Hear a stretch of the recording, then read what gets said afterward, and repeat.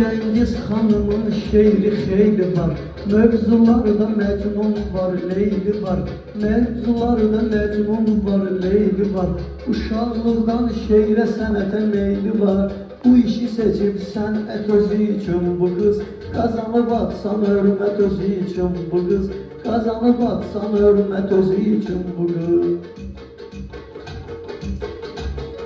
Sözlərini deyir dadı tamıyla, işləyir öz dəqiq proqramıyla.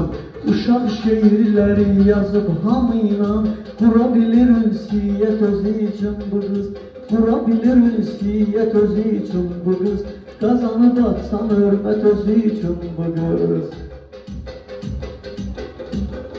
Tapan kimi vaxtı məqamlarından, tapan kimi vaxtı məqamlarından, deyir şirin şirin kəlamlarından, laf böyüksün sənət adamlarından.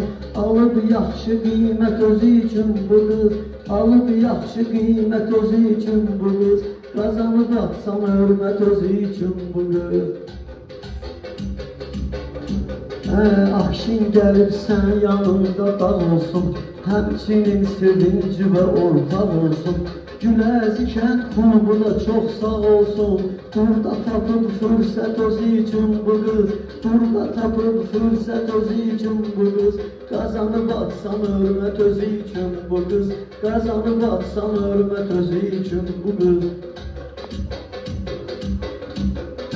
Meydandadır, meydanı tərk eyləmir, bizim doğma ünvanı tərk eyləmir, yəni Qubanı, Alfanı tərk eyləmir. Buranı seçib cənnət özü üçün bu qız, buranı seçib cənnət özü üçün bu qız, qazanıb atsan hörmət özü üçün bu qız, qazanıb atsan hörmət özü üçün bu qız.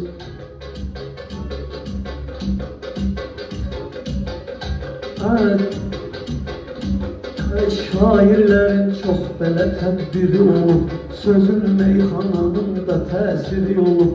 Ölkəmizin çox böyük şairi olub, onları bilir ibrət özü üçün bu qız, onları bilir ibrət özü üçün bu qız, qazanıb atsan hörmət özü üçün bu qız, qazanıb atsan hörmət özü üçün bu qız.